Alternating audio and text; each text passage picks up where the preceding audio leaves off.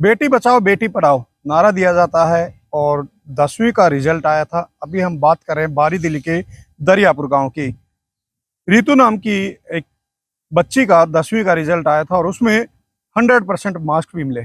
लेकिन जब बच्ची एडमिशन के लिए पहुंचती है तो बच्ची के पैरों तले से जमीन निकल जाती है, क्योंकि एक तरफ जब रिजल्ट बच्ची के हाथों में आया तो उसकी खुशियों का ठिकाना नहीं था। आसपास लड्डू बांटे गए, बधाइयां मिली और बच्ची को स्कॉलरशिप भी मिलने की बात हुई। लेकिन जब बच्ची स्कूल पहुंचती है एडमिशन के लिए तो बच्ची के सपने चूर चूर हो जाते हैं, क्योंकि बच्ची को कहा जाता है कि ये रिजल्ट आपका नहीं है। सवाल उठते हैं कि वो रिजल्ट अगर बच्ची का नहीं है तो किसका है और किसने बच्ची को दिया। बात करते हैं बच्ची के पेरेंट्स है, रितु है 10वीं क्लास की, उससे बात करेंगे।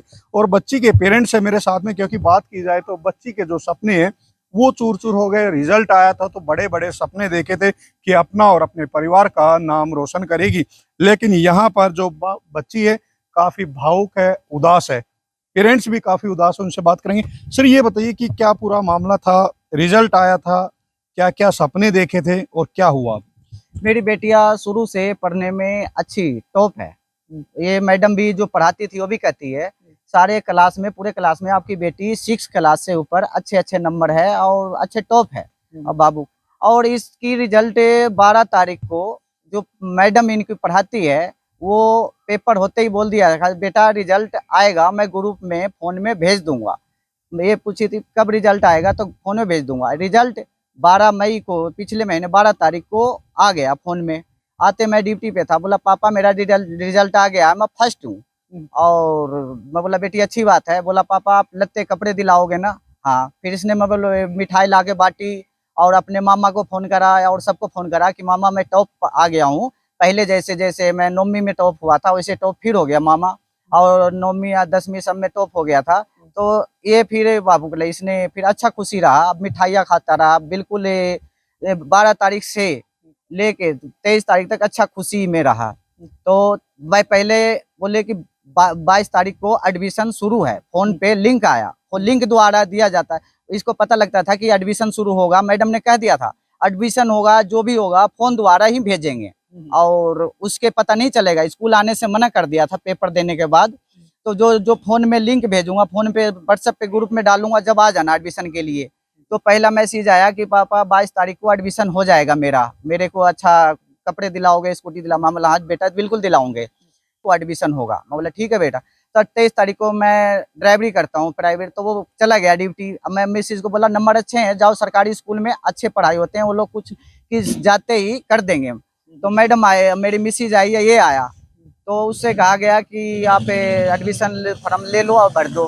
भर दिए, फिर दिया गया। बोला कि आप बेटिया साइंस का चॉइस करा। शुरू से भी साइंस में पढ़ना जानती थी, पहले से भी साइंस से पार्ट मिल रखे थे। जो ये फिर क्या हुआ वो साइंस से मिल रखे थे, और उसके बाद बोले कि साइंस क्यों लेना चाहते हो?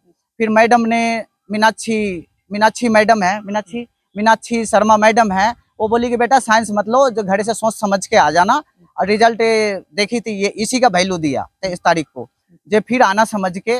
फिर मैं बोला बेटा ठीक है। फिर रात को मैं आ गया 23 को। फिर बोले पापा मेरा मैडम ने नहीं करी। बोला साइंस क्यों पढ़ना चाहते हो? मैं बोले मैडम ऐसे ऐसे बोल रही थी। तो मैं बोला क्या बोला? फिर मिसिज बोली कि जी वो मैडम कह रही थी कि आप पढ़े लिखे हो।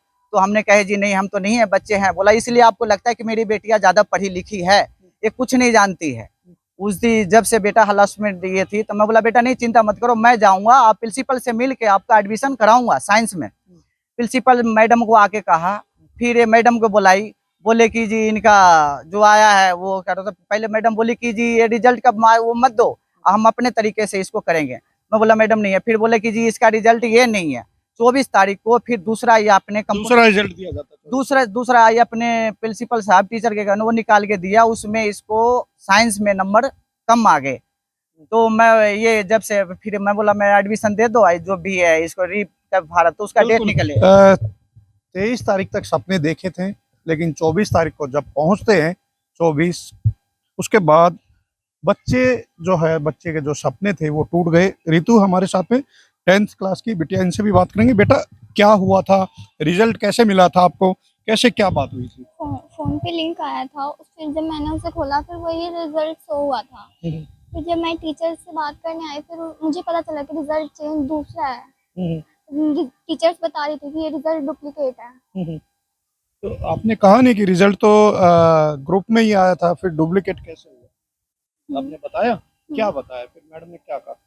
मैडम ने कहा कि इम्प्रूवमेंट का फॉर्म भरने के लिए कहा, क्योंकि मेरे साइंस में मार्क्स कम थे दूसरे रिजल्ट में। क्या क्या सपने देखे थे आपने?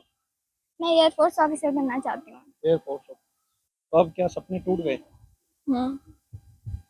भावुक है बच्ची। एयरफोर्स ऑफ एक छोटी सी गलती ने इस बच्ची के चकनाचूर कर दिए। अब देखना ये कि ये गलती किसकी तरफ से हुई और ये जांच का विषय भी है। क्या जांच के बाद सीबीएसई के अधिकारी या जो भी ऑफिसर्स था उसके ऊपर कार्रवाई होती है या नहीं, ये तो वक्त बताएगा। लेकिन इस गलती ने एक छोटी बच्ची के सपने चूर चूर कर दिए। राजेश खत्री, आज तक, बवाना।